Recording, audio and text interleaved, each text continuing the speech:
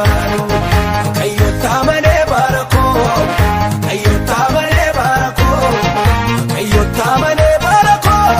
hundumaan guutuudha manneeko hundumaan guutuudha manneeko hundumaan guutuudha gumbiiko Waaqayyoota malee barakoo Waaqayyoota malee barakoo Waaqayyoota malee barakoo hundumaan guutuudha manneeko hundumaan guutuudha manneeko hundumaan guutuudha gumbiiko